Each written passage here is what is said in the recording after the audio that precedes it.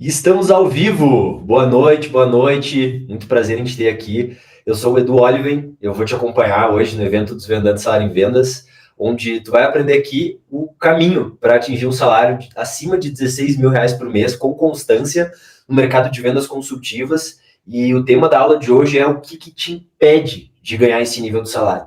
E eu imagino que tu pode estar se duvidando agora, talvez a primeira reação.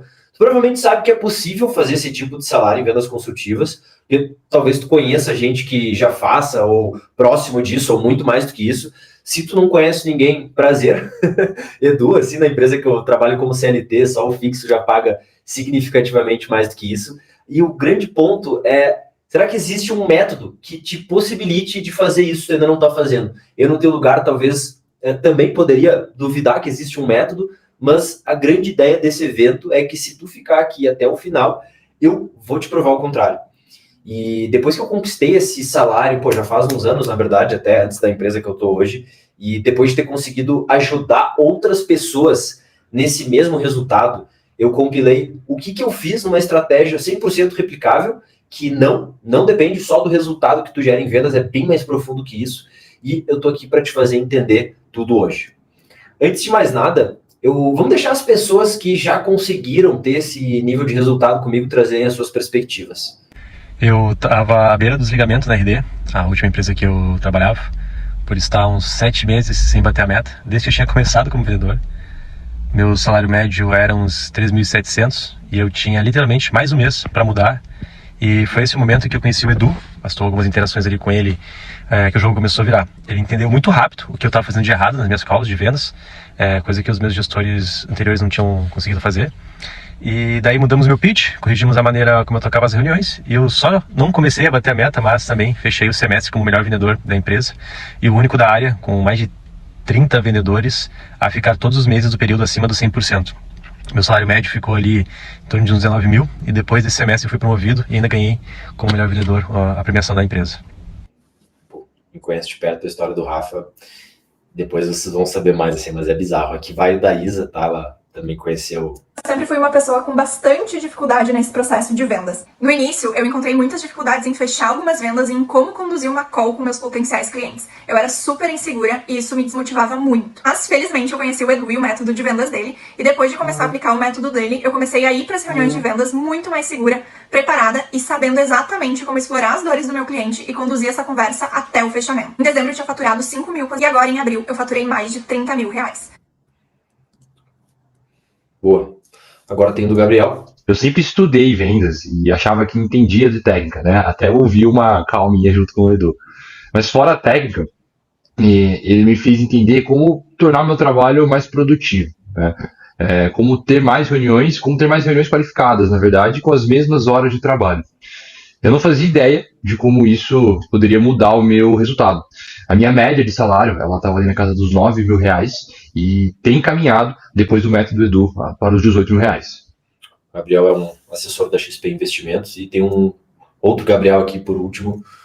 Hoje, meu atendimento, assim, ele é bem mais consultivo, eu já arrumei muitos detalhes e, principalmente, assim, eu consigo me ver trabalhando numa outra empresa, maior, inclusive, do que eu trabalho hoje.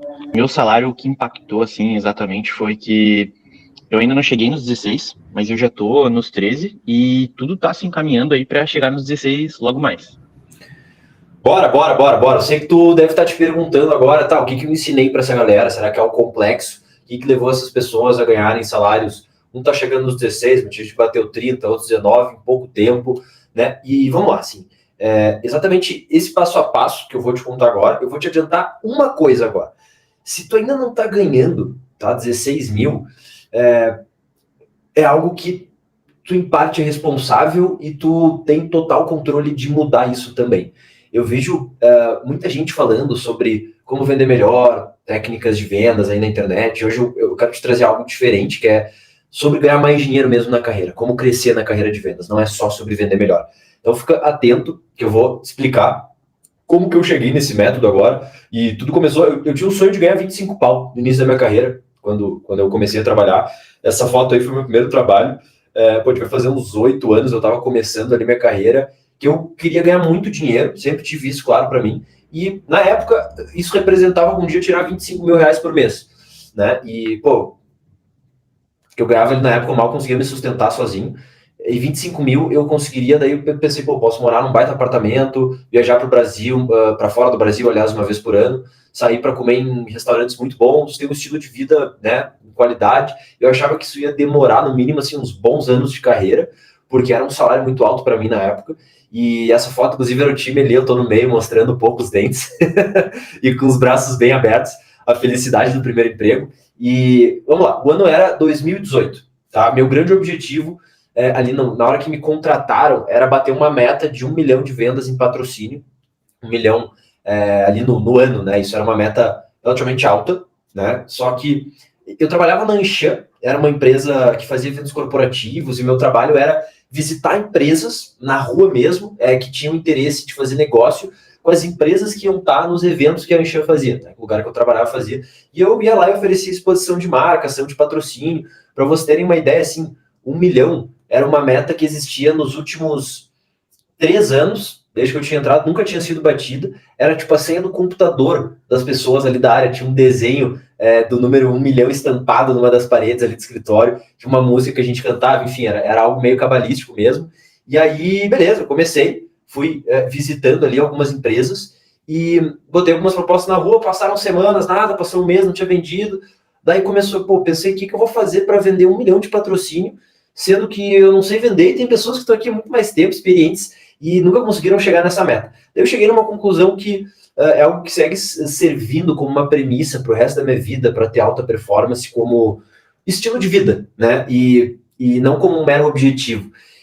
E anota isso, tá? Eu vou trazendo alguns pontos, esse vai ser o primeiro, mas que vão ser pequenos insights que vão te ajudar a entender muito depois quando eu for falar do método, tá? Mas o primeiro ponto que se eu não venço o jogo de qualidade, eu sou obrigado a vencer o jogo do esforço. Se eu não venço o jogo do resultado, eu sou obrigado a ser o cara que mais deu sangue ali. Então, para ser específico, o meu desafio, o meu foco ali na empresa virou para ser a pessoa que semanalmente tinha o maior volume de reuniões e de propostas enviadas. Esse virou meu foco, né? Se relacionando com essa frase que eu acabei de trazer, com esse insight.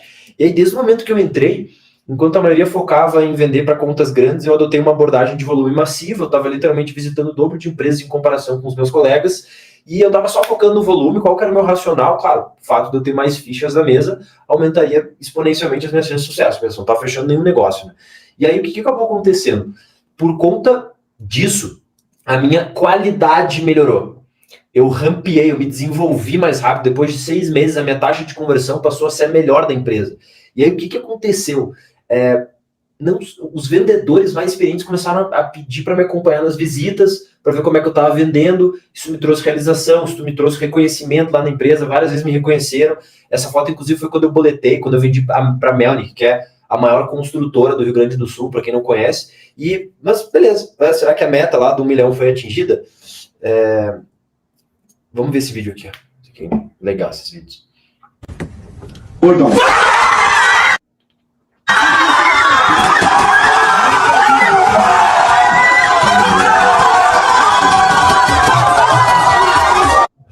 Cara, aquilo foi muito legal, porque esse slide, ele resume... O cara falou Porto Alegre, o que acontece, né? E aí a gente começou a comemorar. O impacto, eu não só bati a meta de patrocínio, só que o meu resultado também ajudou toda a equipe, que era a regional de Porto Alegre, tinha 14 unidades da Anshan no Brasil, a gente foi o que mais faturou. A gente ganhou uns prêmios e tudo, aí ele falou Porto Alegre, pá, a galera começou a vibrar, e muito legal. Eu aprendi algo que me marcou, que é como ser muito produtivo, como ralar mais que os outros, como a minha qualidade aumenta muito mais rápido se eu tenho essa batida de volume, assim, como tu aprende a vender melhor. E aí, beleza, eu também assim, eu atingi a alta performance, mas vamos voltar para o objetivo que eu tinha de carreira, que era ganhar 25 mil. Será que ele foi atingido? E outro insight aqui que eu quero te dar, né, de como eu cheguei no método, não, assim, eu ganhava uma merreca nessa empresa, eu não chegava a ganhar 3 mil reais na época, assim, então eu poderia ser o cara que mais performava, ter atingido um recorde, uma meta que ninguém tinha conseguido bater, só que isso não era suficiente para eu conseguir ganhar esse salário de 25 mil que eu tanto sonhava. Então, é importante, assim, saber disso, né, e eu percebi que eu precisava daí fazer uma movimentação. né? Eu sou o melhor aqui da empresa, eu ganhei os prêmios, estou sendo reconhecido, as pessoas vêm até mim para me pedir ajuda com vendas, só que não adianta tudo isso estar ganhando 3 mil reais por mês. Então, depois que eu percebi que eu precisava fazer uma movimentação, eu acabei, assim, isso foi um ponto bem determinante para minha carreira, assim, porque eu ganhava pouco, eu tinha acumulado quase zero de patrimônio, assim, não sobrava muito, só que, outro insight, isso foi determinante para uma mudança muito grande na minha carreira. Por ter esse destaque, para poder contar na entrevista de emprego, eu consegui entrar na maior empresa de tecnologia para marketing e vendas do Brasil, uma empresa de 1.000 funcionários, que é líder em toda a América Latina no nicho dela, a RD Station. Eu entrei para a RD em 2021 e vamos, sempre relacionando a salário, é o objetivo aqui do evento, eu cheguei ganhando 3.500 fixo. Então aqui já é um fixo maior do que eu ganhava batendo meta lá, tendo um resultado absurdo na outra empresa. E eu podia dobrar esse fixo se eu batesse meta na RD, ou às vezes até ganhar mais que o dobro se eu estourasse muito a meta. E isso não era tudo. Quando eu entrei para a RD, eu comecei a entender o jogo da empresa. Então, vamos entender um ponto aqui, que é o seguinte. Tinha uma pessoa que estava há 3 anos ali no time de vendas e estava ganhando uma média de 50 mil reais por mês. Ele era o melhor vendedor, tá bom? Presta atenção nisso. Tinha uma outra pessoa que tinha entrado 1 ano antes de mim e já tinha dobrado o salário. Então, o primeiro ponto aqui que eu quero destacar é que o potencial de crescimento salarial da empresa era muito grande. Presta atenção que isso é importante para o método. Eu pensei o seguinte, eu estou num lugar aqui que, se eu focar e eu fazer tudo que eu fiz na outra empresa, eu posso crescer muito rápido. E o que acontece quando tu era o melhor vendedor da tua empresa passada? Uma galera já deve ter passado por isso, aí tu chega numa empresa nova, diferente, tu acha que tu vai estar rachando, né? Vou mostrar quem eu sou aqui, né? Para que eu vim, certo? E comigo foi igual, assim, só que a realidade foi diferente dessa expectativa. A realidade era muito diferente na RD, com todo respeito ao meu primeiro emprego, que me ensinou muita coisa, sou extremamente grato, mas eu não estava mais disputando a Série B. Eu tinha entrado pro Flamengo, que, pô, melhores salários do Brasileirão, só jogador caro, e eu ainda nem tinha me provado ser titular desse novo time ainda. E, porra, até eu vejo essa foto, assim, e às vezes me bate uma tristeza, assim, porque foi literalmente, assim, 1 mês depois de eu ter começado na operação da RD, eu percebi que só o esforço, na verdade, não ia bastar. Aquela minha ideia, assim, de simplesmente abordar mais pessoas, mais empresas, não era suficiente quando a gente chega num nível de salário mais alto. E por que eu digo isso? Porque trabalhar acima da média na RD era que nem mato, é normal, assim. Se esforçar pra caramba, ter o volume. Pô, isso aqui não era um ponto de destaque mais nessa empresa, que todo mundo ali tava nessa mesma vibe. E aí, tinham passado uns 4 meses, assim, depois de começar na RD, e eu tava num ponto bem crítico. Foi foda isso. 4 meses sem bater meta, assim, a gente sabe o que acontece quando o vendedor não entrega resultado por muito tempo, assim, ele acaba sendo desligado. Né? Eu sei, tu sabe, o meu gestor sabia, meu colega sabe, todo mundo, as pessoas não falam tanto assim, mas eu sentia que eu tava com o relógio correndo contra mim, a cada dia ali a pressão aumentava, e assim, a sensação de derrota começa a consumir a pessoa, assim, tipo, eu olhava as metas que aumentavam, os números que eu precisava atingir, eu me perguntava assim, porra, será que eu realmente sou bom em vendas? Tinha dias que eu sentia ali um nó no estômago só de abrir o CRM e ver que os números não mexiam. Eu ia apresentar a proposta para o cliente, o cara falava, vou pensar, nunca mais voltava. Teve uma hora que eu tentei ser mais agressivo, para tentar fechar mais rápido os clientes. Só que isso voltou contra mim. Me lembro de um caso que uma pessoa reclamou para a empresa que eu tinha pressionado demais o cliente na venda, ele foi lá e reclamou e tal. Aí eu tomei um feedback, daí eu, porra, agora vou tentar ser bem consultivo numa pegada mais leve, deixar o cliente responder no tempo dele. Também não deu certo, não adiantou nada no resultado. E aí o meu gestor, ele vinha me perguntava, e aí, Edu, como é que estão os fechamentos para a semana? E, pô, dava meio enrolado, mas eu real que eu nunca tinha uma boa resposta, e eu sabia que estavam olhando para mim. Tipo, essa expectativa só aumentava o meu medo de falhar. E aí eu lembro muito bem, assim, de uma semana específica que foi muito difícil emocionalmente. E a minha pior memória, assim, trabalhando em vendas, era uma sexta-feira, eu tinha feito uns 5 ou 6 follow-ups seguidos, assim, um dos clientes só trazia objeção negativa, tinha uns que nem estavam me respondendo, nem que eu tinha conseguido fazer follow-up. E aí tu entra na espiral da merda, porque o peso do não, ele dobra e ele vem contigo para a próxima abordagem, e para a próxima, daí só vai piorando a situação, e eu tava tipo assim, pá, parecia que todas as empresas do meu pipeline estavam morrendo, e nesse dia eu fechei o computador, era umas 4 da tarde, eu sou o tipo de pessoa que normalmente trabalho mais tarde, assim, trabalho bastante, e eu simplesmente não conseguia mais trabalhar nesse dia, e o que era tão difícil, assim, tipo, o pior de tudo era que eu não sabia por quê, assim, tipo, o que eu não tô enxergando, pô, cara, tô me esforçando e tudo, o que eu não tô vendo aqui? E quando eu cheguei no fundo do poço, assim, eu procurei uma pessoa da empresa, que era um dos melhores vendedores, para desabafar, pedir ajuda. O que eu esperava dessa conversa? Não sei, tipo, talvez palavras de afirmação, motivação, só que na conversa com essa pessoa, ele foi extremamente seco.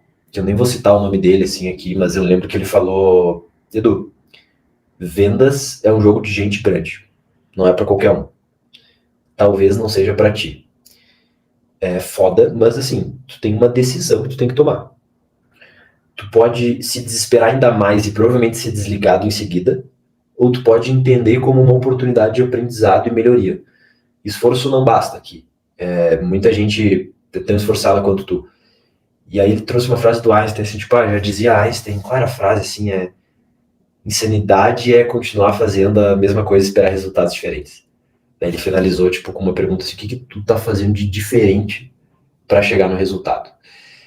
Resumi aqui a conversa, mas foi tipo, pá, tapa na cara, se a gente que mexeu comigo, eu voltei para casa, eu pensei no caminho, assim, tipo, tive algumas ideias iniciais. Sabe quando tem algo assim na tua cabeça que tu não consegue pensar em mais nada? Eu acho que foi o único dia da minha vida que eu não ouvi música ou um podcast voltando do carro do trabalho ali dirigindo. Eu cheguei em casa, eu deixei o celular na sala, assim, eu fui reto pro meu quarto, peguei um papel, uma caneta, sentei na cama ali, fiquei parado ali pensando algumas coisas, rabiscando, aí no fim de semana eu não consegui nem sair de casa, eu fiquei aperfeiçoando a ideia e beleza. Dado momento, pum, sabia o que eu precisava fazer. Então, assim, era buscar ajuda ali, até me envolvi tanto na história que eu acabei pulando aqui o slide. Era segunda-feira ali, começando a semana, eu tava pronto. Eu já tava ralado na empresa. Então, assim, eu tive uma ideia e como não tinha mais nada a perder, eu resolvi colocar em prática. Se eu continuasse daquele jeito, eu ia ser desligado mesmo, então era praticamente uma única saída. Eu criei um plano de desenvolvimento com o seguinte objetivo: entender o que os vendedores de alta performance faziam de diferente. Eu reservei todo dia ali 1 hora, eu começava a ouvir ligação, né, de outros vendedores.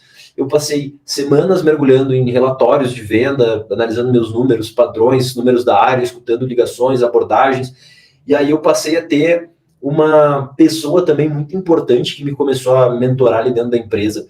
Eu conversei com cada vendedor ali dos que performavam muito bem, que pudessem me fornecer algum insight, anotava ali com cuidado as estratégias, as coisas que pareciam ser diferentes do que eu estava fazendo, e aí com o tempo eu comecei eu notei padrões, eu consegui entender, assim, parecia que tinha um quebra-cabeça, assim, que tinha se montado, assim, na minha frente, eu consegui ir conectando as pontas, e o que acontece?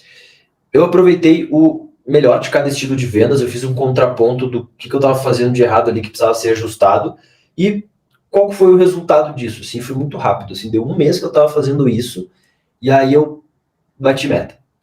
Segundo mês, fiz 154% da minha meta e atingi um recorde salarial. Eu fiz R$ 12.000 naquele mês. Pô, falando aqui hoje, né, tipo, 12 mil não é nada, mas, porra, pra mim, naquela época, assim, 12 mil, cacete, eu fiz R$ 12.000.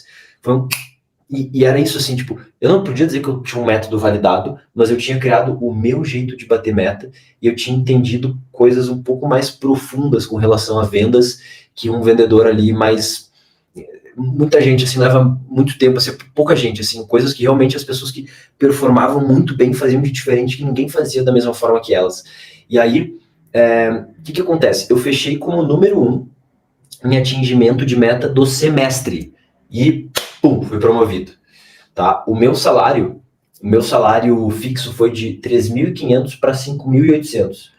Assim, vamos arredondar para 6.000. Se eu bater 100% da minha meta, eu ia para 12. Então, imagina que assim, 12.500 era o meu recorde, tinha virado uma base, um salário ok para mim.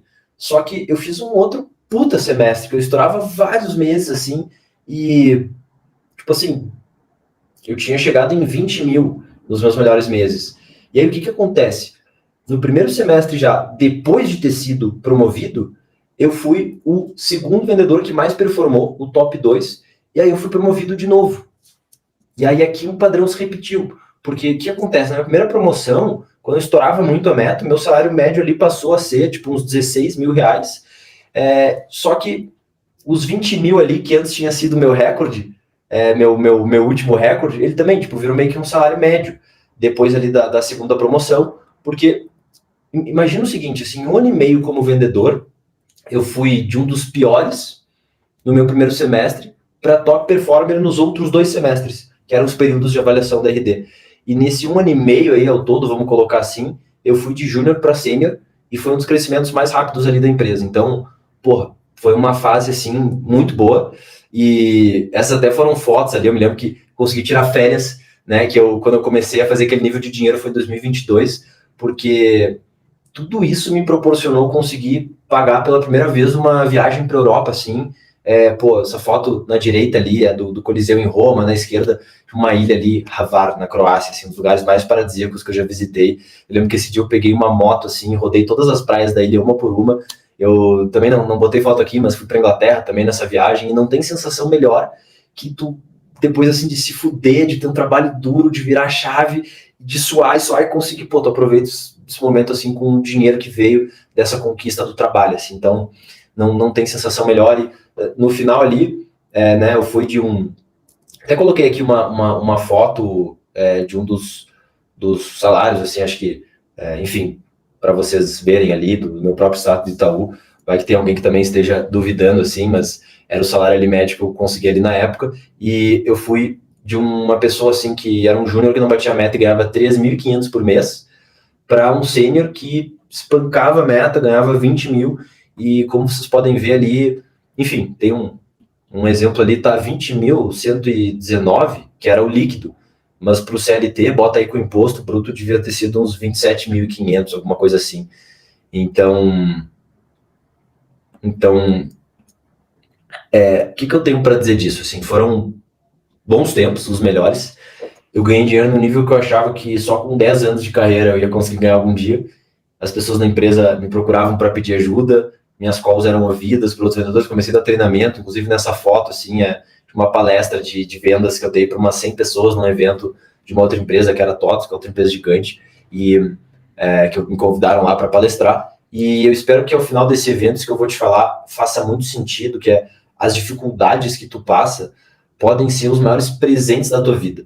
Se tu conseguir ver a vida assim, qualquer obstáculo pode resultar em uma transformação positiva. Então, veio uma outra fase da minha carreira, que ela é muito importante para a materialização do método.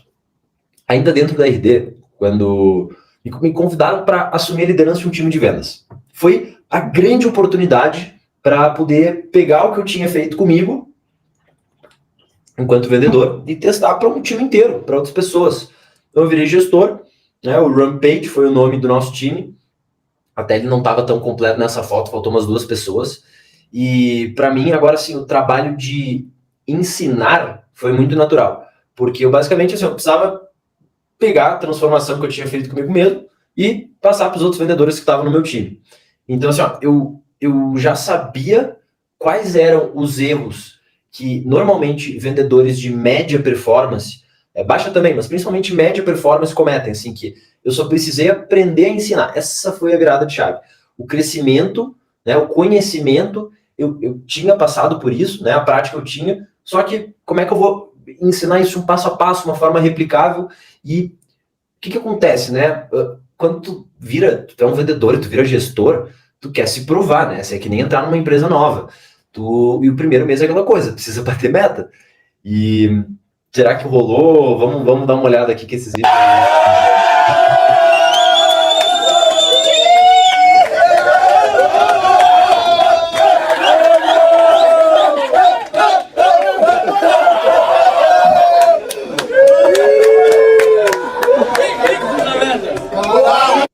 Porra, alívio. Não batemos meta, foi do caralho, assim, a galera parabenizou, mas beleza, foi meu primeiro mês. E aí? Batemos meta no segundo mês. Batemos meta no terceiro mês. Batemos meta no quarto mês. Sabe quantos meses o meu time ficou batendo meta? Foram 9 meses até a gente escorregar no primeiro, e nenhum outro time ali da empresa teve um resultado parecido. Não era um momento tão bom assim de resultado. Então, a gente se destacou muito. Essa foto aqui foi uma coisa que nunca tinha acontecido antes, que a área de vendas era gigante, né? E aí 3 pessoas do Rampage, ou seja, do meu time, do mesmo time, ganhando o melhor prêmio de performance no trimestre, para vocês terem uma ideia de como que a gente realmente se destacou. Então a gente ganhou vários prêmios de performance, promovi uma galera durante o período ali de 1 ano e meio como gestor. O Rampage foi o time que teve a melhor performance. Uma coisa é você, 3, 4 meses, outra coisa é ser o melhor time, tinha 14 time de venda na RD, se eu não me engano, e aí a gente fecha ali nesse período todo, e esse vídeo serve para até ter uma ideia, assim, nem era o time de vendas inteiro, é metade do time de vendas, ou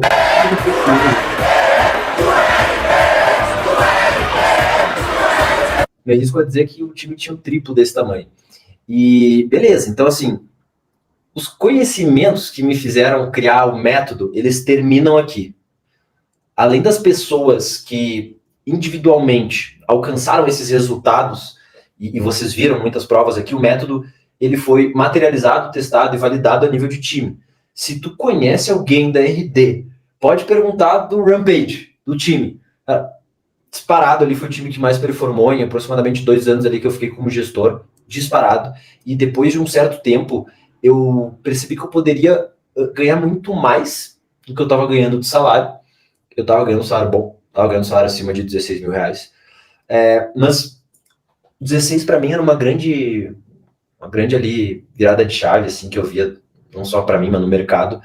E com os mesmos conhecimentos que me levaram a ultrapassar os 16 mil, e hoje, quem me acompanha sabe, assim, né, eu trabalho aqui, eu moro na Colômbia, trabalho numa empresa que eu amo, uma das maiores multinacionais de tecnologia do mundo, a HubSpot, uma empresa americana, com mais de 10 mil funcionários, ganho um salário que eu nunca imaginei que eu fosse ganhar antes dos meus 30 anos de idade, assim, e é algo que não teria sido possível de fazer na empresa onde eu estava antes. E, de novo, quando tu pega os conhecimentos que te fazem ultrapassar os 16, é os mesmos conhecimentos que você está ganhando 20 e te fazem ultrapassar os 30 e por aí vai, assim. Então, nesse momento, tu deve estar curioso, eu imagino, assim, para saber como, de fato, que esse método funciona, o que ele tem de diferente de tantos outros e o que fez com que, eu deixasse de ser um vendedor que estava 4 meses sem bater minhas próprias metas para virar o vendedor que mais performava ali na empresa, e 2, né, segundo lugar, para depois como gestor ter criado o time de vendas que mais performava na empresa, que era referência para todo mundo, e conseguir ter gerado esse resultado para outras pessoas do meu time, batendo ali todas as metas sucessivamente. E vamos pegar tudo isso que tu aprendeu aqui, né, vamos refletir o seguinte: o que forma o salário de um vendedor? Afinal, o nome do evento é Desvendando Salário em Vendas. Muita gente pensa, é claro, bater meta. Essa é a primeira mentira que eu vou invalidar. E entrando aqui um pouco em alguns conhecimentos, assim, e todo o meu método vai se basear muito nessa imagem aqui, tá? E o meu método dele se baseia na premissa de que o salário que tu ganha é determinado por 2 coisas, que é o resultado que tu gera, né, a tua performance, e a empresa que paga o teu salário. Se tu tem um salário ruim, tá? Se tu tem um salário ruim, não importa a empresa que tu tá, o teu salário não vai ser grande. Então a gente tem aqui um salário baixo. Esse primeiro quadrante é a empresa que não paga bem e a pessoa que tem um resultado ruim. Não tem jeito, teu salário vai ser uma bosta, tá? Para não dizer outra coisa. Agora, assim, se tu tem um salário ruim, tu até pode estar numa empresa que paga bem, mas o teu salário vai ser moderado, menor que 16 mil.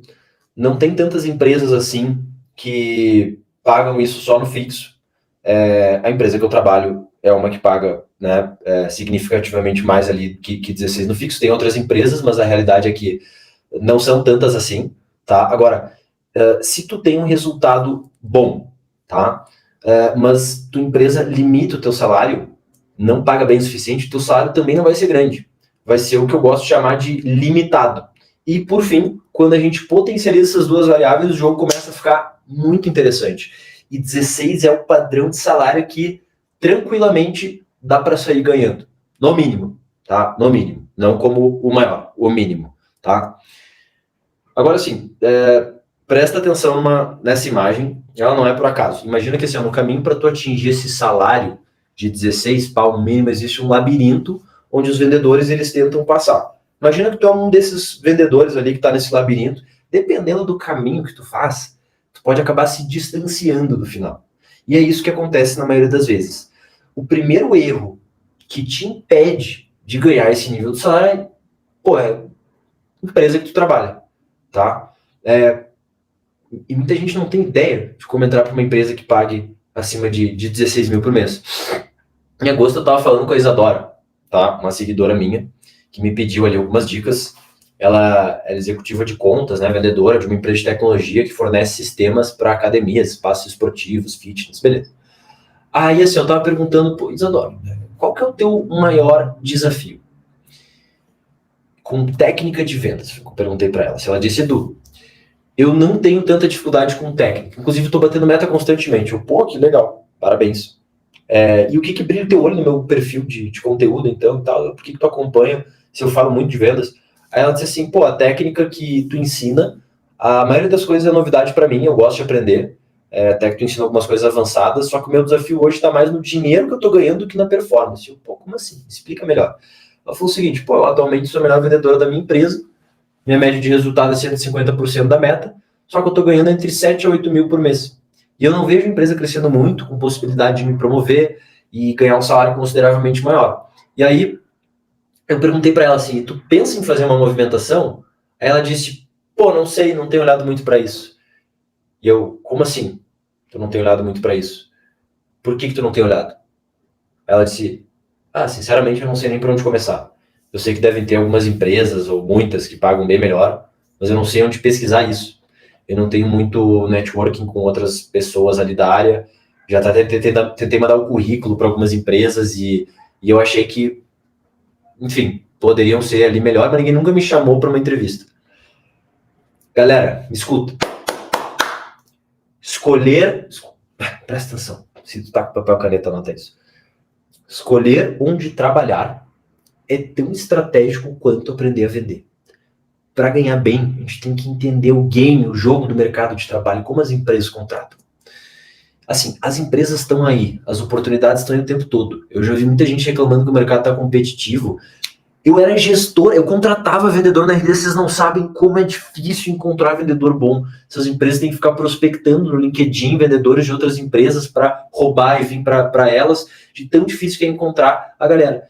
E aí é que tá. Eu vou te contar um segredo. É difícil encontrar a galera, porque a galera não sabe ser encontrada. Ai, como isso é triste, velho. Sabe por que tem alguns poucos vendedores com o mesmo nível de experiência e habilidades que tu, mas que são procurados por recrutadores de boas empresas? Porque eles têm conhecimento de como esse jogo funciona. Esse salário aqui é uma remuneração média, ou seja, uma média dos vendedores ali preencheram, e é o salário base. Não, isso aqui não é nem... vamos pegar uma calculadora aqui, ó, vamos botar entre 120 a 240. Vamos arredondar aqui para, sei lá, 190 mil dividido por 12. Salário base médio de quase 16 mil. Essa aqui, 240 mil dividido por 12. 20 pau por mês em média. MongoB, DocSign. Vamos botar uma média aí de 140 mil dividido por 12, salário base de 11, 12 mil reais. E a DIL, só estou pegando aqui alguns exemplos, 150 mil dividido por 12, 12.500 reais. Não vem falar que não tem oportunidade. Eu poderia aqui te mostrar várias outras empresas de vários outros segmentos. Olha essa lista aqui, tá? Esses são os cargos mais demandados para 2025, segundo uma das principais revistas de carreira do Brasil. Então ela fala de gerente nacional de vendas ali embaixo, né? Executivo de contas, gerente de marketing e inside sales. Agora pensa o seguinte, se tu já trabalha com vendas e não está crescendo, não é porque o mercado não tem vaga. Se tu todo ano não está aumentando o salário, cara, o mercado está sedento porque entrega resultado. A dor é real. Quem não se qualifica ou não performa vai ficar para trás e rápido. Só que a oportunidade também é real. Quem domina vendas consultivas e entende o jogo de contratação vai nadar de braçada nos próximos anos. E a grande pergunta é, tu quer estar entre os que lutam por um salário ou entre os que escolhem onde querem trabalhar? tá? Esse é o grande lance. E aí tem os cargos, né, mais demandados, isso aqui é da CNN, 2025, tá? Os cargos mais demandados, gerente nacional de vendas, executivo ali. Tem gerente de contas e executivo de novos negócios, e o salário ali, né, que tá na coluna, tem gerente de contas, especialidades químicas, beleza, só um exemplo ali, ganha entre 15 e 20 mil, mais bônus, e executivo de novos negócios, transformação digital, pode chegar a 18 a 35 mil mais variável. Então, dependendo de como tu tá posicionado, onde tu tá dedicando o teu estudo, as tuas competências para ganhar mais dinheiro e na carreira, tu vai ver essas vagas passando. E lembra do quadrante, né, que eu apresentei antes. Então, sobre esse erro, nem todo mundo tá passando, tá? Como saber se eu tô na empresa certa? Isso é algo muito pessoal, tá? Isso é algo muito pessoal, mas eu quero te dar alguns sinais que podem te ajudar a entender isso. Quando eu estava fazendo até minha última movimentação de carreira para a empresa que eu estou agora, eu criei uma planilha com os critérios que para mim eram importantes que a empresa que eu fosse trabalhar tivesse. Salário, benefícios, localidade, cultura, algumas coisas ali. Eu botei uma nota de peso para cada critério, então quanto que cada critério era importante para mim, de 1 a 5. Daí eu bati esse meu perfil ideal de empresa com uma pesquisa que eu fiz das empresas no mercado para saber quais eram as melhores empresas para mim, que mais batiam com o que eu queria. E aí, aqui tem um post até que eu fiz dos sinais que pode estar no lugar errado, né? Então, tipo, o salário do vendedor que mais performa é menor que 16 mil por mês, metas criadas para serem inatingíveis ou muito difíceis mesmo trabalhando com quantidade e qualidade. A gente sabe que isso é uma realidade hoje no mercado em algumas empresas. Teu líder não te inspira, não te desenvolve muito para ser um gestor muito bom ali. Promoções que demoram mais de 6 meses para acontecer quando são merecidas. Falta de clareza do processo exato que tu tem que seguir para bater meta. Tem muita empresa que não tem isso estruturado. E ausência de treinamentos ou budget, né, orçamento ali para o vendedor se desenvolver, comprar cursos, mentorias, enfim, livros. E aí, a empresa que eu estou trabalhando, por exemplo, olha que interessante isso. Antes de eu ir trabalhar nessa empresa, eu descobri qual que era a média de tempo que uma pessoa com alta performance levava para ser promovida. Tem formas de tu descobrir isso. Eu sabia quais eram os critérios, e eu vi que uma galera assim, 2 promoções em 1 ano. As pessoas performavam muito. Caramba, 2 promoções em 1 ano é bom. Então, assim, existem formas de tu descobrir essas coisas antes de entrar para uma empresa, mas tem um exercício muito simples que eu te diria para tu entender a tua situação atual, que é: pega o melhor vendedor da tua empresa, o cara que mais performa, o cara mais sênior, quanto que ele ganha? E pensa nesse valor. Se tu não sabe, descobre. É um jeito de descobrir, é uma coisa muito importante. E aí pensa assim, isso é factível com o que tu quer estar ganhando daqui a um tempo? É uma provocação que eu acho muito boa para saber se tu está no lugar certo. Beleza. Edu, entendi que eu posso estar na empresa errada, tá? Meu problema é só não saber, por exemplo, quais são essas empresas certas ou as que mais remuneram. Então, assim, imagina um funil de recrutamento. Imagina que essa seria a primeira parte do que eu chamo de um funil de recrutamento, que é: quais são as melhores empresas, assim? Quais são as melhores empresas? Sem tu saber isso, não tem um norte do que fazer. É o que eu chamo de quem está completamente perdido. Mas imagina que tu sabe, tu conhece algumas empresas que tu adoraria trabalhar, talvez não todas as melhores, mas vamos dizer que tu está um pouco mais avançado. Aí entra no estágio 2, que é onde muita gente está também. Eu sei quais são as empresas que mais remuneram no meu nicho, conheço algumas delas, mas nunca consegui ter uma oportunidade de emprego nessas empresas. A coisa mais júnior que eu vejo aqui da galera fazendo: Edu, mandei meu currículo para várias empresas, não fui chamado para nenhuma. Claro que tu não foi. Tu tentou entrar nas empresas, mas sem saber como que elas contratam.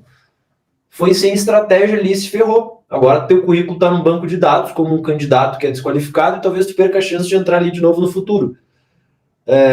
Por sinal, assim, se tu conhece empresas boas e ainda não tentou entrar, por favor, não sai mandando currículo a rodo, tu vai se queimar. Fica comigo aqui todas as aulas e só manda currículo depois de ver a última aula, tá?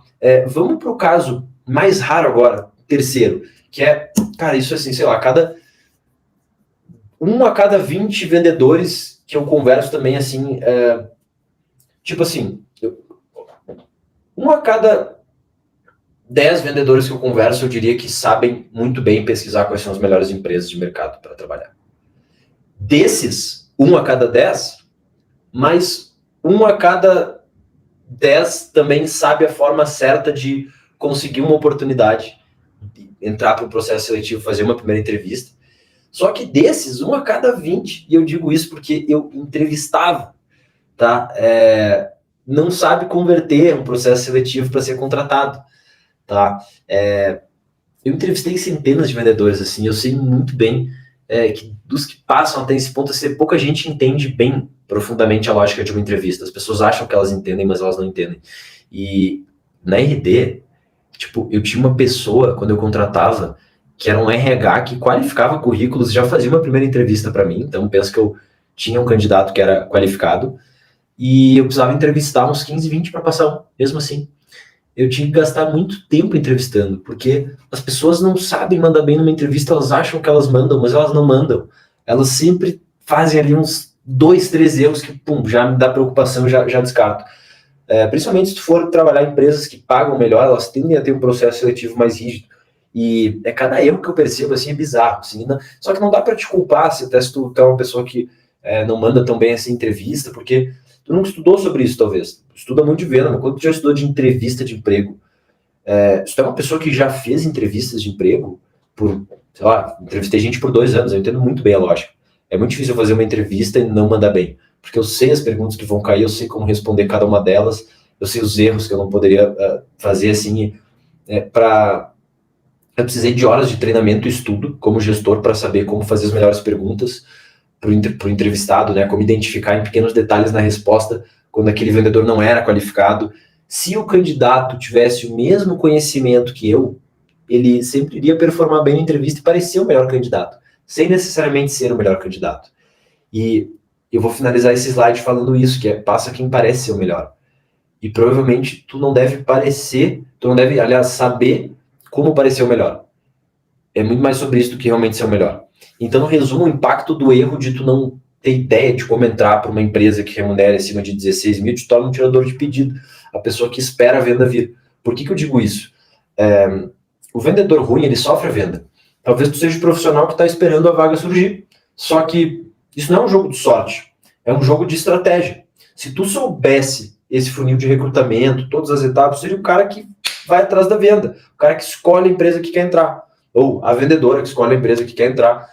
Eu mesmo, assim, quando eu dominei esse conhecimento, eu era chamado para as entrevistas que eu queria, quando eu quis trocar de trabalho, nas entrevistas, quando me abriam para perguntas, eu qualificava a empresa como entrevistado, confirmando informações que eram importantes para eu saber se eu seguia no processo deles ou não. Pô, percebe a diferença da lógica aqui? Tipo, tu que está qualificando a empresa, assim, não é só ela que está te entrevistando e te qualificando. Então, esse ponto acaba sendo muito interessante. E eu vou mostrar um vídeo de um áudio, tá? Eu até rasurei o nome dessa pessoa, porque essa pessoa, ela ainda não aceitou as propostas, ela ainda não escolheu qual empresa que ela vai entrar, e vai que alguém que está aqui conhece essa pessoa, e chega isso ali na empresa que essa pessoa segue trabalhando agora, que ela ainda não anunciou, que então, assim, pegaria muito mal. Mas olha isso aqui. Fala, Edu. Cara, tu não vai acreditar. Eu recebi uma proposta de uma empresa de Miami, dos Estados Unidos, no valor de $2 mil fixos e mais 4% de comissão de tudo que eu vendesse. Então, se a minha meta é $100 mil e eu vendo 4%, eu vou estar recebendo aí $2 mil fixos mais 4 mil de comissão, que dá um salário de $6 mil, o que equivale a mais de 30 mil reais aqui no Brasil. Eu nunca me imaginei nesse momento, mas tô super feliz. Valeu demais por ter me ajudado no processo. Deu mais ou menos uns 30, 40 dias depois que eu fiz as mudanças no LinkedIn, que eu fui abordado por essa empresa. Também fiz outros processos seletivos, então eu tenho 4 conversas com empresas de fora agora. Então, eu queria te agradecer muito por todos os ajustes ali que acabei fazendo. A propostinha aí, coisa linda. Cara, nesse meio tempo eu fiz mais 2 entrevistas aqui pra dentro do Brasil, então eu fui até a última etapa em uma entrevista e eu ainda tô aguardando o retorno. Tô em uma outra grande empresa multinacional aí fazendo entrevista e tenho mais 4 entrevistas de fora do país que o processo tá rolando. Então nunca imaginei que seria dessa forma, nunca imaginei que seria tão fácil, mas na verdade o segredo aqui é método. E o método ele funciona tanto pra cá quanto pra fora do país. Só basta tu adaptar o teu currículo ali pra parte de inglês do LinkedIn que tudo certo. Mas queria te agradecer demais, tô muito feliz, cara, fazia muito tempo que eu não me sentia tão feliz assim. Olha a diferença de tu começar a ser chamado por empresas que tu realmente quer trabalhar e pode escolher. De novo, tu qualifica as empresas, não o oposto. Quando tu domina a mecânica por trás de como as empresas contratam, tu passa a jogar um outro tipo de campeonato. E beleza, Edu, estou na empresa certa. Ou digamos que tu saiba como entrar na empresa certa, onde tu pode ganhar mais de 16. Qual que é o segundo erro que pode estar te impedindo de ganhar esse dinheiro? Performar. Claro, para estourar o variável. E eu quero falar de algo que com certeza deve estar te impedindo de performar mais. Talvez esteja pensando, porra, o que esse cara aí vai me falar, me ensinar de técnica de venda que eu ainda não sei. E vamos ao erro 2, que é, tu justamente conhece sobre técnica de venda. E tudo que eu vou te ensinar aqui se baseia na cilada de que tu conhece sobre técnica de venda. Sim, isso é uma cilada. Quando eu faço pesquisa ali com a minha audiência, inclusive para esse evento, que as pessoas dizem que querem aprender, é sempre o mesmo assunto. Eu preciso aprimorar as minhas técnicas de fechamento e controle de objeção. E por que isso acontece? Porque objeção e fechamento são as partes mais dolorosas do processo, porque quando a gente pega, normalmente, o maior volume de rejeição do cliente na nossa cara, é nosso trabalho tentar reverter. Então, o que tu provavelmente quer saber é qual é a melhor tática que eu devo fazer para o cliente fechar. Né? Que é o que alguns gurus na internet também de vendas ensinam, que é cliente, tu quer fechar no boleto ou no cartão? Cliente, tu quer começar a segunda ou quarta? Como se fosse isso que fizesse um cliente fechar. Então, o que todos deveriam saber? Essa é uma das partes menos importantes. O cliente não vai fechar por causa de uma técnica mágica de fechamento.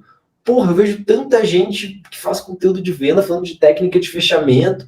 Isso cresce a audiência das pessoas tão rápido, claro, porque as pessoas acham que é essa mágica. Assim, eu poderia ficar aqui te ensinando meia hora, passando as principais técnicas de fechamento que eu uso no meu dia a dia, e talvez tu ia sair daqui super feliz, achando que aprendeu tudo o que precisava aprender para mudar o teu resultado, mas não. Eu quero ser honesto e te ensinar algo que é menos sexy que fechamento e contorno de objeção, mas é o que realmente vai fazer diferença na venda. Eu não sei se tu já ouviu falar sobre o que faz o cliente comprar ou não, mas existem 3 certezas que ele precisa ter, ou melhor, que tu precisa gerar nele, no lead, no cliente, para que uma venda aconteça. Ele precisa ter certeza da tua pessoa, isso é sobre construção de confiança. Depois ele precisa comprar a tua empresa, se tu representa uma empresa, né? Então tu precisa gerar muita autoridade no porquê que a tua empresa é a melhor do mercado para o que ele precisa ou para o que ele valoriza. E só aí tu vende o produto como uma solução para o problema dele. Tu garante que ele entenda o valor do teu produto. Eu, por exemplo, eu vendo um dos produtos mais caros do mercado na empresa que eu trabalho, CRM de vendas. Eu preciso destrinchar muito bem esses 3 pontos para o lead querer pagar muito mais caro, comprar de mim. Não adianta tentar vender um produto sem ele ter comprado a tua empresa e ter te comprado antes. Assim como não adianta tentar vender a tua empresa sem ele ter te comprado antes. O teu papel na venda é nada mais que garantir que ele tenha essas 3 certezas, e dentro de cada certeza tem várias coisas importantes que tu tem que aprender. A verdade é que quando o cliente ele te diz que precisa pensar, não sei se tu recebe muito essa objeção, ou quando tu não consegue ali fechar a venda, é porque tu falhou em algum desses 3 pontos. E ele não quer te dar uma resposta ali na hora que abre a margem para tu ficar tentando rebater o que o cliente te disse, a objeção dele. Ele só quer dar uma desculpa para poder encerrar a conversa. E por que eu digo que é a cilada, o que te impede nesse erro, é tu saber sobre técnica de venda? Porque tu acha que se tu tivesse usado o melhor script para tentar responder a objeção do vou pensar, tu teria fechado a venda. E com isso, eu quero dizer que o grande erro, a grande cilada de tu conhecer mais sobre técnica de vendas, é tu aplicar essas técnicas de vendas. Então, assim, quando eu virei gestor de vendas na RD, as pessoas que ganhavam, assim, uns salários muito altos, que mais performavam, esse era um grande divisor de água para as pessoas que tinham salário mediano.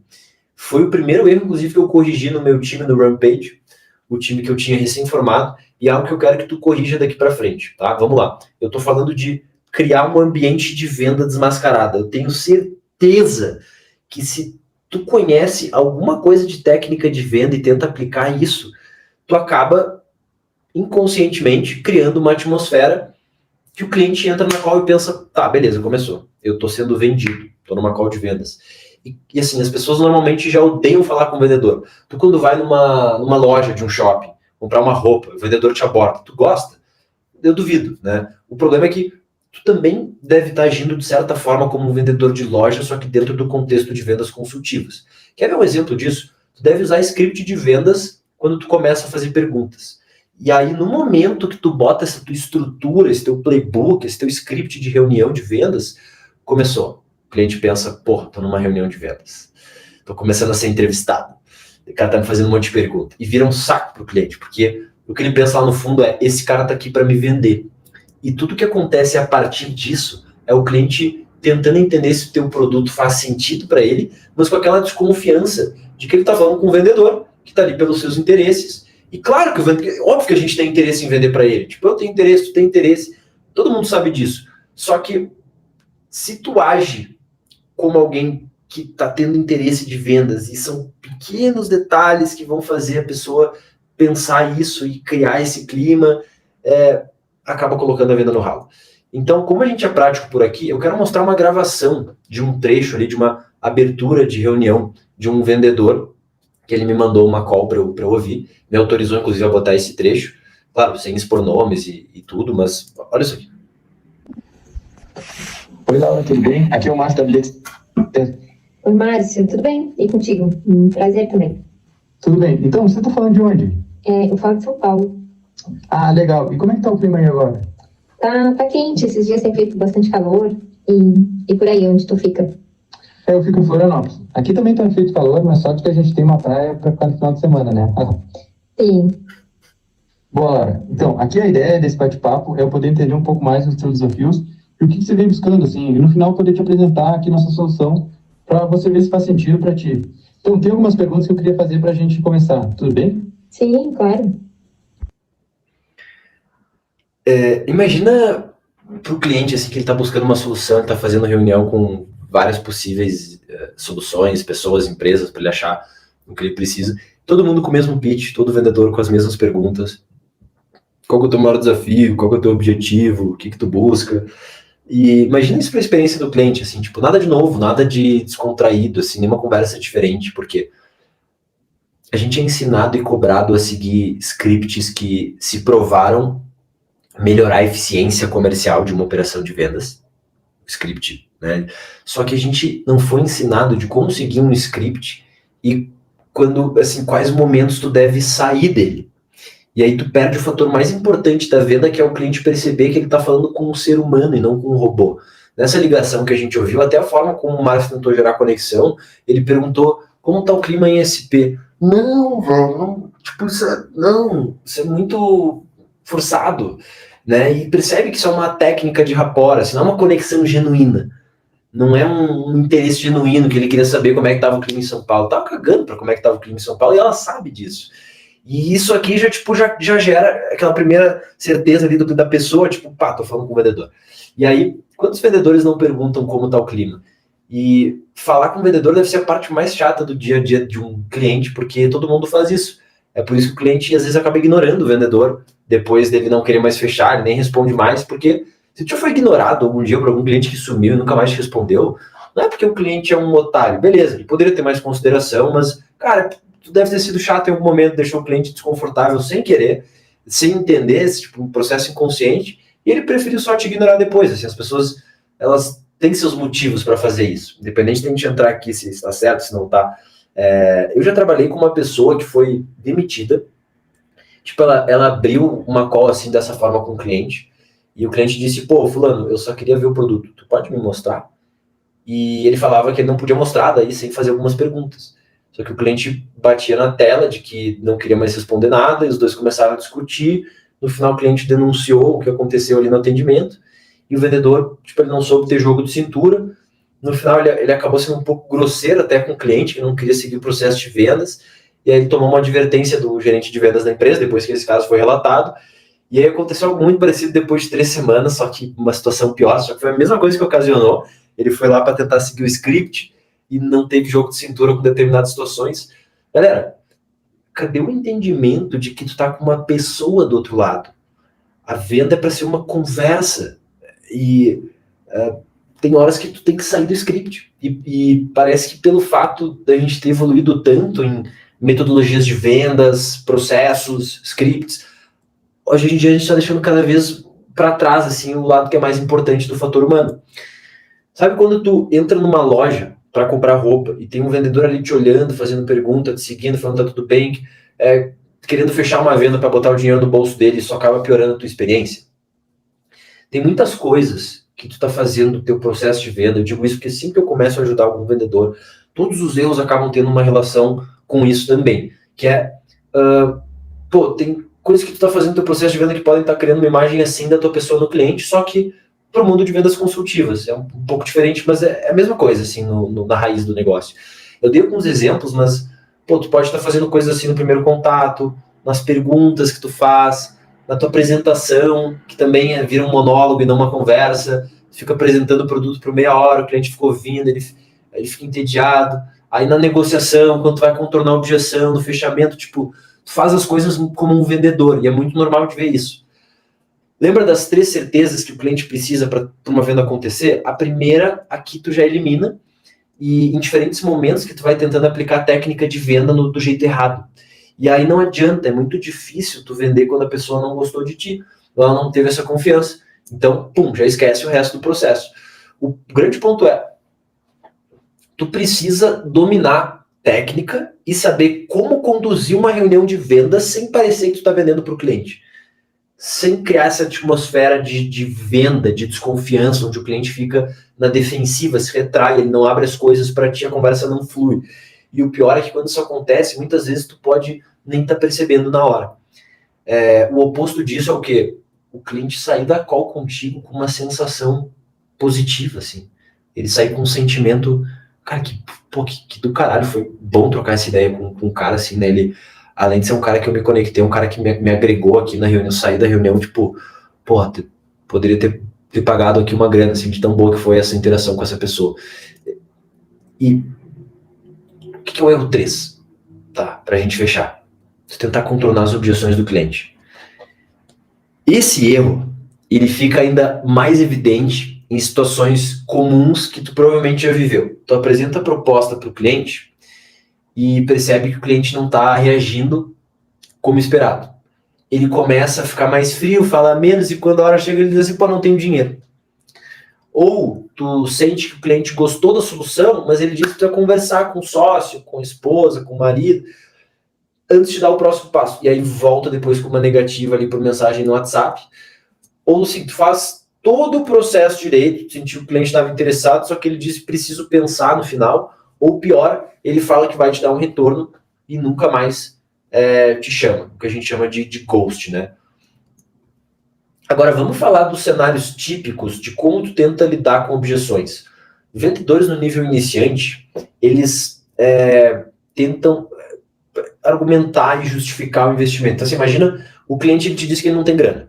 A reação mais comum de vendedores iniciantes é tentar ganhar no argumento. Então, tu começa a justificar o preço, falando, não, porque isso aqui vai ter um retorno sobre o investimento, a minha solução tem tais benefícios, por isso que não vai acontecer isso, tu vai já ter ali o retorno de investimento rápido e tal. Ou tu vai dizer, esse valor é baixo comparado ao que tu vai economizar. Enfim, se tu fechar hoje eu posso te dar um desconto, também tem essa aí. E aí, vamos para as consequências, tá? Primeiro, esses argumentos, eles não resolvem a objeção do cliente. Porque se ele te diz que ele não tem dinheiro, essas respostas não vão fazer ele ter dinheiro. Beleza, pode achar que ele vai ter dinheiro, mas ele não tem dinheiro agora. Só que tu pode dar cada um desses argumentos que eu falei e, ainda tem algo pior que acontece, que é o cliente que já estava com uma objeção na cabeça, ele se sente pressionado e começa a enxergar o vendedor como alguém insistente, como alguém desesperado para fechar o negócio. Lembra o vendedor da loja que eu te mostrei que fica seguindo ali o cliente, sendo insistindo, e que tu odeia ser atendido quando tu vai comprar roupa? Tu começa a virar essa pessoa quando tu tenta contornar a objeção do cliente. Isso mata a confiança na conversa. No final, o cliente ele vai te dizer, vou pensar e te retorno, como uma desculpa para sair ali da call contigo. Assim como tu diz pro vendedor da loja que tu só vai dar uma olhada, ou vai em outras lojas ali e tal, tu nunca mais volta. E aí esquece, assim, não tem técnica de fechamento que vai fazer o cliente fechar nesse momento.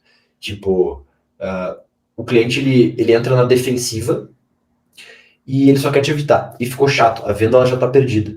E outra coisa, assim, para mim, de ser chato pro vendedor, assim, a única coisa mais chata que para mim no dia a dia de vendas, que prospectar, tomar uma objeção que tu sabe que o cliente só não quer mais falar contigo, ele tá tentando, isso acontecia muito assim antes de eu aprender a vender direito, tipo, tu sabe que o cliente só não quer mais falar contigo, ele tá te falando qualquer coisa para te evitar, para ser educado contigo em vez de falar não na tua cara, e, pô, é chato ficar insistindo. Eu não sei vocês, mas eu odeio esse momento. E quando o cliente tá te mentindo, tu sabe que ele, tipo, tu não gerou conexão suficiente para ele te falar o que tá pegando. Indo até mais além, tomar objeção é algo cansativo. Tipo, cara, assim, eu vou pensar, tá caro, mesmo dia toma 2, 3 objeções, tu não consegue reverter em venda, aí a tua energia já fica um pouco mais baixa, né? E ao mesmo tempo, que se tu sabe conduzir objeções da forma certa, e em vez de tomar 2 negativas, tu toma 2 objeções que tu consegue converter em 2 vendas no mesmo dia, tu entra como o Batman na próxima reunião. É um ciclo virtuoso que vai impactando o teu resultado do dia, da semana, do mês e por aí vai. Esse é o nível iniciante. Qual que é o nível intermediário de lidar com objeções? Os vendedores, eles tentam resolver a objeção com empatia mais pergunta. Então imagina que o vendedor ele já conhece um pouco mais de técnica de venda, de objeção, lida de uma forma mais estratégica. Quando o cliente diz que ele não tem dinheiro, o vendedor ele vai perguntar, não, entendo, mas qual seria o valor que tu imaginaria investir? Ou vai dizer, pô, entendo, mas se eu tentar conseguir um desconto, quanto que isso poderia fazer sentido para ti? Ou vai perguntar, beleza, e quanto tu acha que seria razoável para a gente começar aqui agora? Então, parece uma abordagem mais profissional, onde o vendedor está explorando mais a objeção. Ela ainda, assim, qual que é o problema nessa abordagem? Ela ainda carrega um erro central, que assim, a objeção, ela chegou, ela já foi criada. Essa abordagem de contornar a objeção é menos pior que a primeira, de iniciantes, só que ela ainda é falha, porque, assim, quando a objeção surge, o cliente ele já está inclinado a não comprar. Quando chega nesse estágio, é difícil de virar o jogo. E se tu tá fazendo isso, tu não tá explorando a verdadeira causa da objeção. Tu foca em resolver um sintoma, mas não a raiz do problema. Então, é até melhor que o nível iniciante, esse intermediário, né? Só que a objeção segue surgindo. E quando surge a objeção, tu pode ser um monstro de contornar a objeção. Tu pode, inclusive, resolver ela não só no nível intermediário, mas no nível avançado. Pode ter o melhor pitch do mundo. Só que, pô, já dificultou a venda. O cliente já tem algum ceticismo e tem uma insegurança ali para investir. E aí, de novo, tu não vai fechar o cliente na hora que ele te dá a objeção fazendo isso, muitas vezes. Mesmo que tu contorne muito bem. E aí tu vai gastar tempo fazendo follow-up inútil. Tu vai fazer follow-up ali por 2 semanas no mesmo cliente até tu desistir dele, enquanto tu poderia estar investindo melhor o teu tempo. E outra coisa, tá? Eu já fui gestor de vendas e na minha experiência, o gestor de vendas ele não quer ficar entregando lead bom na mão de vendedores que converte menos. E isso é um problema grande, porque daí a gente também vai entrar num ciclo virtuoso. Tu tá fazendo essas cagadas, tu tá convertendo menos, aí quanto menos tu fechar negócio, mais difícil tu vai receber ali, tipo, leads bons, isso vai criando uma série de impactos, vai dificultar a tua promoção, enfim, aqui tem bastante coisa que leva a outra. A realidade é assim, ó, que quem vende bem, assim, de verdade, assim, quem vende muito bem consegue criar urgência, gerar valor e preparar o cliente ao longo da conversa, sempre antes de chegar no momento de apresentar a proposta. Se tu tá ouvindo muita objeção, ou tu não tá fechando, na maioria das vezes ali de primeira com o cliente, não é porque tu não sabe aplicar as melhores técnicas de contorno de objeção ou de fechamento. O problema tá no teu processo de venda de uma forma geral. Então, o que acontece? Primeiro, eliminar objeções antes que elas apareçam. E segundo, fazer isso antes da apresentação.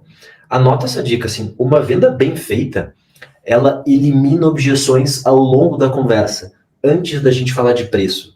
Se tu conseguir fazer isso, a tua conversão vai aumentar drasticamente. Bizarro, assim. E a gente sabe que as objeções estão aparecendo no final do processo, depois que tu apresentou a proposta. Esquece. Se as objeções estão aparecendo no final do processo, tu está fazendo algo errado. Se isso acontece contigo, tu não está sabendo como criar urgência, como gerar valor ou como preparar o cliente para perceber que a solução não é cara, ela é necessária. Isso é antes, escuta, isso é antes da apresentação. Tu deve achar que é fazendo uma puta apresentação que o cliente vai se encantar, tanto que ele não vai ter objeções, ele vai desejar tanto o teu produto, o teu pitch de vendas, que ele vai querer comprar. Só que ele não compra por causa do teu produto. O teu produto é um meio para um fim. Então ele compra por quê? Ele compra por causa da situação dele. E a tua apresentação de vendas é sobre como o teu produto resolve a situação dele. Só que existe uma conversa antes da apresentação que é só sobre a situação dele. E a pergunta que fica é, como tu pode garantir que o cliente vai estar pronto para dizer sim antes dele ver o investimento? Isso é o que separa um vendedor comum de alguém que domina muito bem o processo. E para te ensinar isso, de verdade, eu precisaria de pelo menos mais 1 hora contigo. O como fazer isso, né? Como, né? O passo a passo, assim, as técnicas, tipo, muita coisa assim que tá dentro disso. Não tem como explicar tão rápido aqui. Mas para não te deixar sem nada, eu vou te explicar um pouco da teoria do que precisa ser feito. Só que isso vai ser feito na próxima aula. Porque aqui eu só tô falando dos erros que te impedem de ganhar um salário de no mínimo 16 mil por mês com constância em vendas consultivas. Então, recapitulando, os 3 erros que estão te impedindo, ou até melhor, te afastando de ganhar um salário nesse nível, com vendas consultivas, hoje é a empresa que tu trabalha, tu conhecer sobre técnicas de venda e tu tentar contornar as objeções do cliente. Na próxima aula, ela vai ser liberada ali, a gente vai colocar, vou estar fazendo aula ali no dia 8, às 20, quarta-feira, tá? Não perde, fica super atento. Vai ser sobre a mecânica por trás dos maiores salários. E é ali que tu vai aprender o passo a passo para atingir um salário de no mínimo 16 mil por mês com vendas consultivas. E o que não fazer também para não cometer nenhum dos erros que tu vai lhe apresentando hoje. Então, realmente assim vai aprender técnicas para colocar em prática. Eu vou te passar conhecimento sobre processos seletivos, melhores empresas que pagam e tudo. E a gente também vai abordar um material que foi liberado para quem preencheu a ficha de participação da lista das 100 maiores empresas. Se tu já preencheu, muito bom. Tu já deve ter acesso. É uma lista com as 100 empresas que mais pagam para o vendedor no Brasil. Tá? Dá uma olhada nela antes da aula de quarta. E assim tu vai conseguir aproveitar ao máximo a aula. Mas se tu ainda não fez isso, já corre lá, preenche a ficha. A ficha ela foi enviada no dia que tu se inscreveu por e-mail. Procura aí no teu e-mail, Edu Oliven. Daí deve aparecer um e-mail que chegou no dia que tu se inscreveu para o evento. E aí tem um link para uma ficha, que preenchendo a ficha tu recebe depois ali a lista. Beleza? É dessa forma que eu vou encerrar a nossa primeira aula do evento Desvendando Salário em Vendas. Espero ter gerado valor pra cacete pra ti agora. E a segunda ainda vai ser melhor, tá? Então, valeu por estar aqui até esse momento. Eu te aguardo quarta-feira. Tamo junto.